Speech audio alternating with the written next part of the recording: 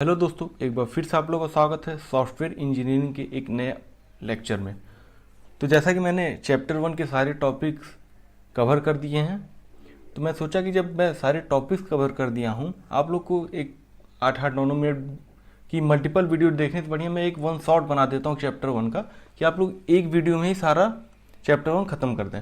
तो चलिए आज हम लोग शुरू करते हैं introduction of software engineering chapter 1 one shot. एक बार मैं आप लोग को रिमाइंड कर दूं, अगर आप लोग चैनल पर नए हैं तो चैनल को सब्सक्राइब कर दीजिएगा, वो वीडियो अच्छी लगी लाइक कर दीजिएगा, कमेंट करके जरूर बताइए वीडियो कैसी लगी, और ये बताइएगा मेरा पढ़ाने तरीका आप लोग को अच्छा लगा कि नहीं। तो चलिए हम लोग शुरू करते हैं आज का। तो हम लोग पढ़ेंगे इंट्रोडक्शन ऑफ सॉफ्टवेयर इंजीनियरिंग। तो सबसे पहला क्वेश्चन हम लोग का आता है कि सॉफ्टवेयर इंजीनियरिंग क्या होती है। सॉफ्टवेयर इंजीनियरिंग एक टेक्निक होती है जिसकी मदद से हम लोग कोई भी सॉफ्टवेयर को डेवलप कर सकते हैं। जैसे कि यहाँ लिखा है, software engineering is a technique through which we can developed और create software for computer system. ये चीज़ आप लोग क्लियर हो गया। अब हम लोग देखते हैं दूसरा पॉइंट क्या है। Software engineering is a process in which user needs are analysed and software is design based on their need. Software engineering एक प्रोसेस है जिसमें जो यूजर्स की नीड को पहले एनालाइज किया जाता है, फिर उस नीड के अकॉर्डिंग हम लोग सॉफ्टवेयर को डेवलप करते हैं। आइए हम लोग देखते हैं तीसरा पॉइंट क्या है। Software engineering the development of software using well defined step to create. Software engineering जो भी हम सॉफ्टवेयर डेवलप करते हैं उसका एक वेल डिफाइंड स्टेप होता है। कौन सी स्टेप पे क्या क्या चीज़ होता है। तो जैसे कि ये देखिए, डिज़ाइन, एल्गोरिथम, प्रोग्रामिंग लैंग्वेज। इसका मतलब नहीं समझ में आया, नीचे मैं आप लोग जैसे जैसे पढ़ाऊंगा इसका मतलब आप लोग समझ में आएगा। अब देखिए, हम लोग ये तो जान के सॉफ्टवेयर इंजीनियरिंग क्या होती है, सॉफ्टवेयर इंजीनियरिंग कि कैसे सॉफ्टवेयर क्रिएट होता है। अब जब सॉफ्टवेयर क्रिएट होता है तो लार्ज अमाउंट में सॉफ्टवेयर क्रिएट होता है, मीन्स तो सॉफ्टवेयर जब बड़े अमाउंट में क्रिएट होता है तो उसमें कॉम्प्लेक्सिटी आती है। तो हम लोग को कॉम्प्लेक्सिटी कम करने के लिए दो मेथड आते हैं। एक आता है एब्स्ट्रैक्शन, दूसरा होता है डिकम्पोजिशन। तो आइए देखते हैं एब्स्ट्रैक्शन क्या है। Describe only important part of the software and leave irrelevant things for later stage of development।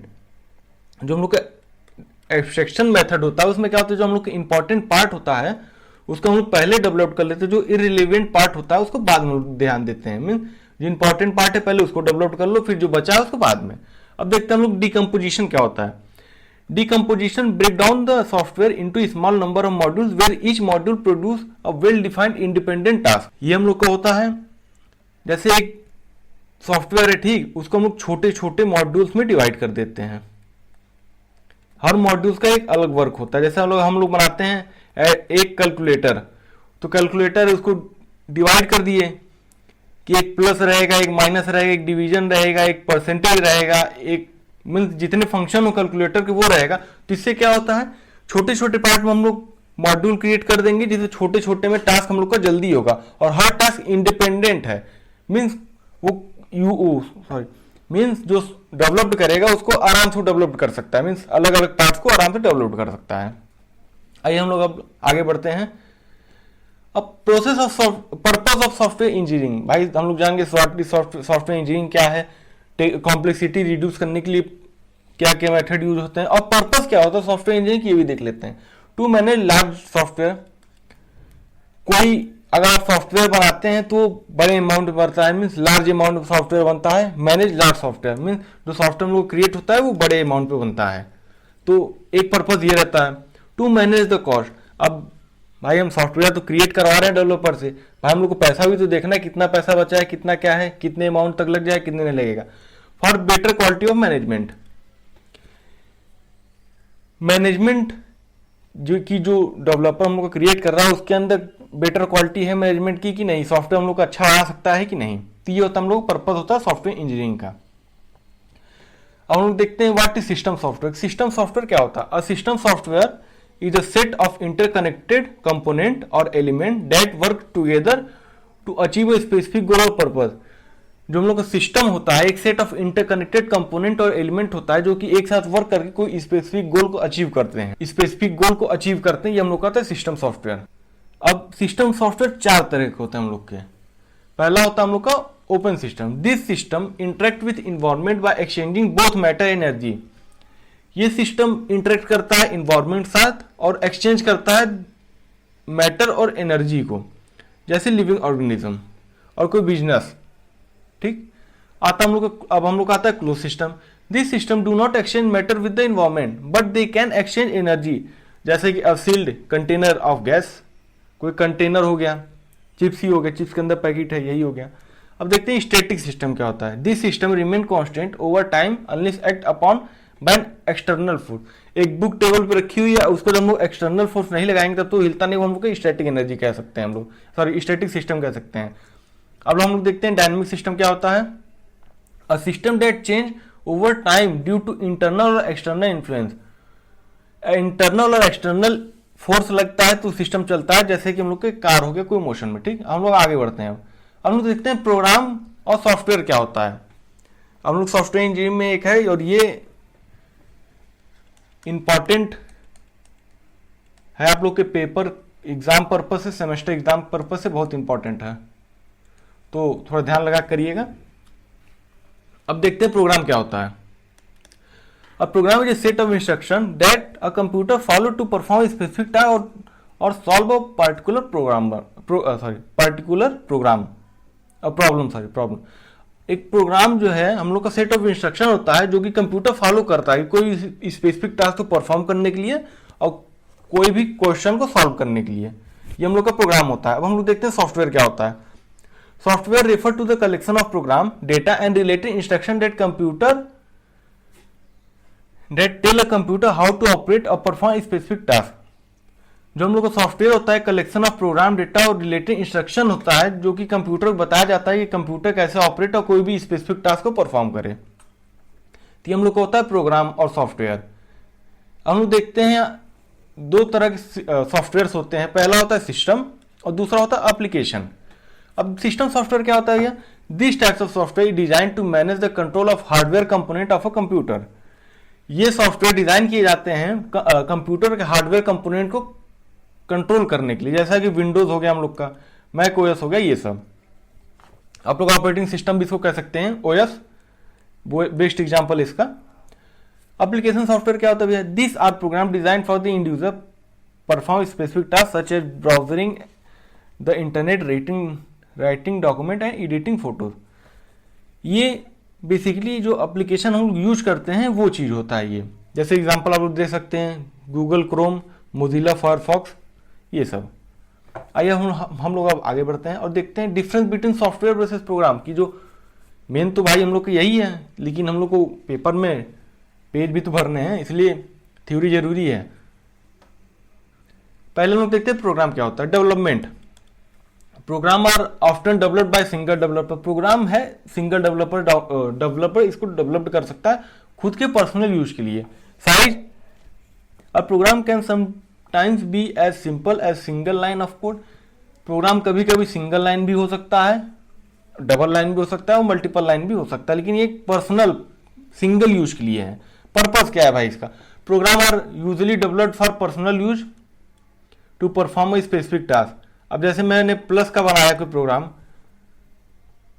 अब प्लस का मैं प्रोग्राम बनाया तो मैं सबको बांटता तो फिरूंगा नहीं, क्योंकि मैं जानता हूँ प्रोग्राम सिर्फ मेरे पर्सनल यूज के लिए। प्रोग्राम कोई सेंस भी नहीं है उस प्रोग्राम के, इस वजह से इसका एक पर्पस है कि मैं इसको पर्सनल यूज के लिए बनाता हूँ।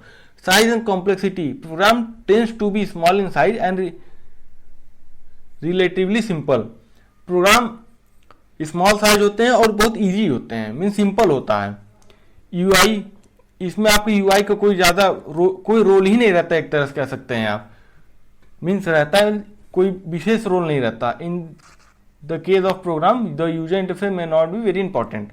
यहाँ यूआई का कोई ज़्यादा इंपॉर्टेंस नहीं है। एग्जाम्पल देख लीजिए, स्मॉल स्क्रिप्ट और task like a program to add number, find Armstrong number ETC। ये हम लोग का प्रोग्राम का एग्जाम्पल है। अब हम लोग आगे बढ़ते हैं, हम लोग देखते हैं सॉफ्टवेयर।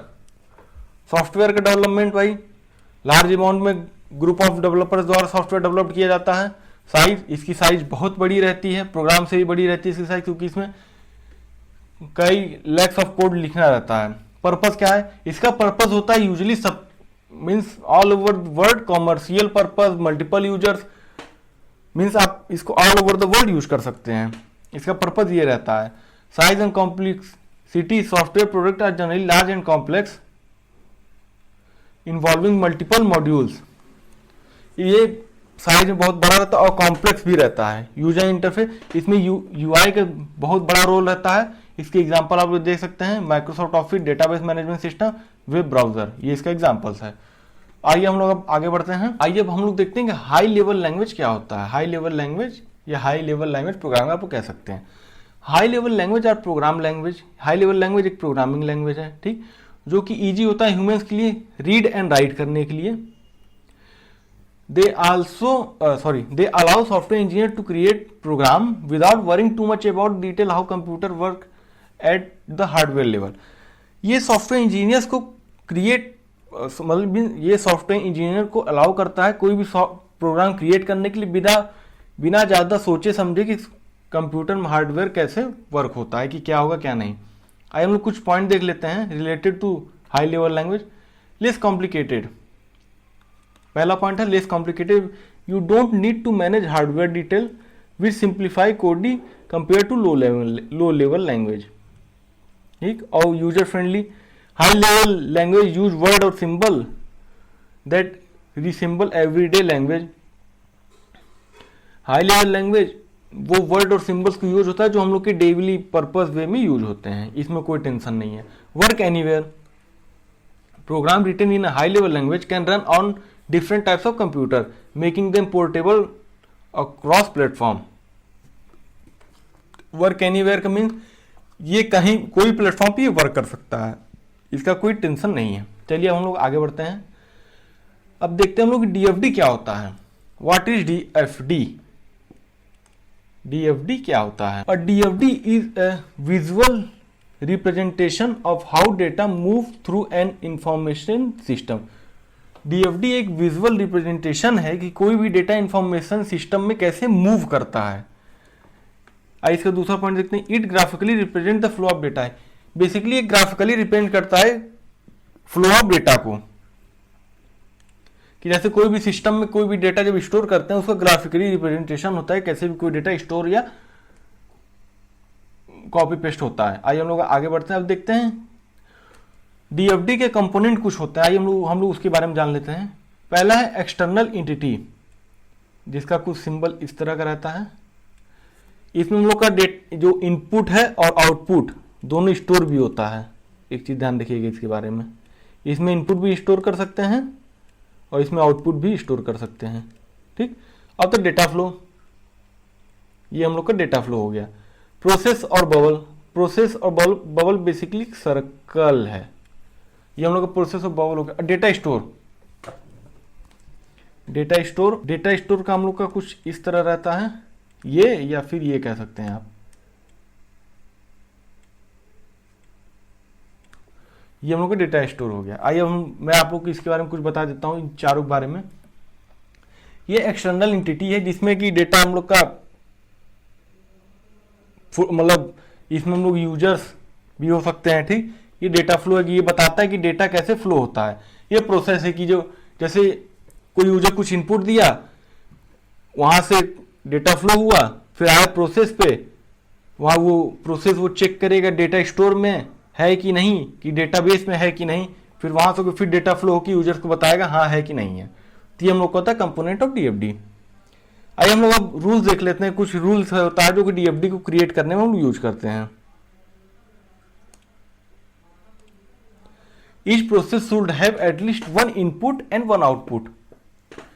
जितना भी प्रोसेस है, मीन्स जैसे एक में यहाँ प्रोसेस बना दिया, ठीक, एक इनपुट होना चाहिए और एक आउटपुट होना चाहिए। ये हम लोग का इन है, ये हम लोग का आउट है, ठीक। ये हम लोग का in out means input output होना चाहिए। एक प्रोसेस पे एक इनपुट एक आउटपुट होना चाहिए हम लोग का, ये इसका रूल है, ठीक। अब हम लोग आगे बढ़ते हैं। Each data should have one data flow in or one data flow out। Each data store should have one data flow in, data flow out। Data store means ये हम लोग का डेटा फ्लो डेटा स्टोर हो गया, ये इन हो गया, ये आउट हो गया। कि जो भी डेटा स्टोर हम लोग पास, उसके पास मिनिमम एक इन और एक आउट होना चाहिए डेटा फ्लो का। ये इन और ये आउट, ये डेटा फ्लो हो गया। ठीक, all process in DFD must connect to either another process और डेटा स्टोर और एक्सटर्नल एंटिटी। ये तो बहुत ईजी है। All process in DFD must connect, जो कोई भी जैसे ये डेटा फ्लो हो गया, ये प्रोसेस हो गया, या फिर ये दूसरे प्रोसेस पे जाए और या फिर ये डेटा को स्टोर करे। ये हम लोग का तीसरा पॉइंट कहता है। ठीक, अब हम लोग चलिए आगे बढ़ते हैं। हम लोग जानते हैं levels of DFD. Provide the entire system data flow and processing with a single process is called context.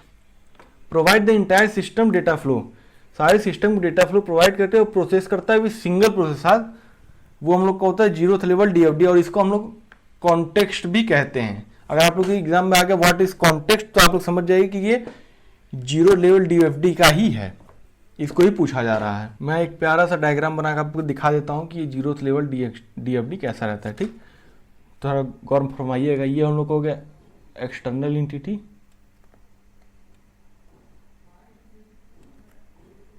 ये हम लोग का हो गया डेटा फ्लो। ठीक, ये हम लोग को प्रोसेस हो गया और ये हम लोग को डेटा फ्लो आउट हो गया। यहां मैं नाम लिख दूं कि आप लोग समझ जाएंगे। EX मीन्स एक्सटर्नल एंटिटी,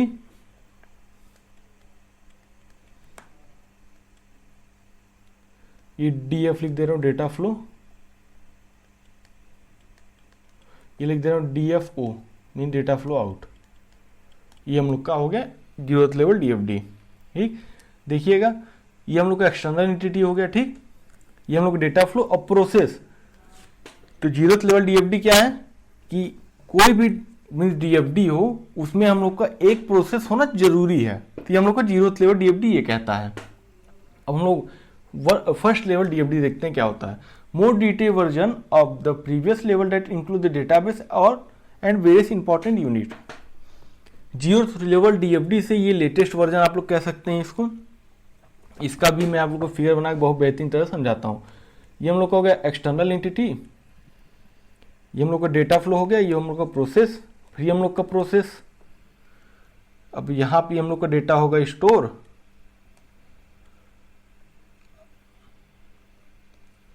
ठीक।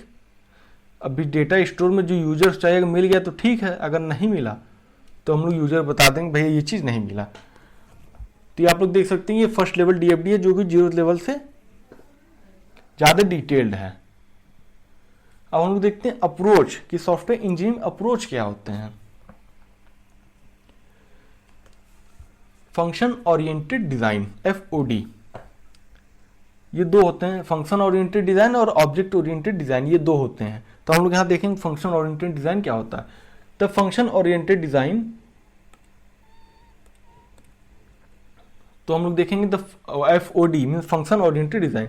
The function oriented design, the top level module is successfully decomposed और break down into more sub module where each module well defined task.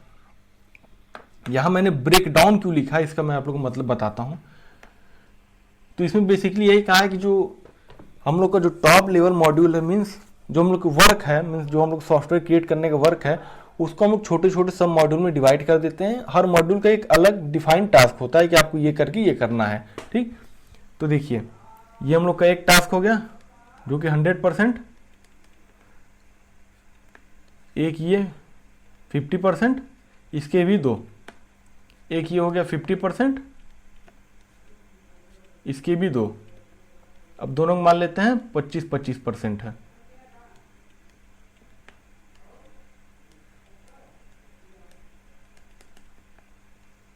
पच्चीस 25% दोनों के हैं। तो ये होता है हम लोग का फंक्शन ओरिएंटेड डिजाइन, ठीक। आप लोग समझ चुके होंगे ये क्या चीज है। तो ये होता है कि जो सब मॉड्यूल है मीन्स ये हम लोग का जो हम लोग का टॉप लेवल मॉड्यूल है जो हम लोग का वर्क है पूरी तरह से, इसको छोटे छोटे सब मॉड्यूल में हम लोग डिवाइड कर देते हैं। ये हम लोग का होता है फंक्शन ओरिएंटेड डिजाइन। अब हम लोग देखते हैं दूसरा इसका object oriented design. In object oriented design instead of concentrating upon objects, एक चीज बतानी थी आप लोग को कि हम लोग यहाँ सब मॉड्यूल में उसको डिवाइड क्यों कर देते हैं, रिड्यूस कॉम्प्लेक्सिटी को कम करने के लिए, टी को कम करने के लिए हम लोग इसको सब मॉड्यूल में डिवाइड कर देते हैं। अब हम लोग चलते हैं आगे ऑब्जेक्ट ओरिएंटेड डिजाइन में। In object oriented instead of concentrating upon object and object contain both data and function which are used to create application. देखते हैं ऑब्जेक्ट ओरिएंटेड क्या होता है। In object oriented design instead of concentrate on function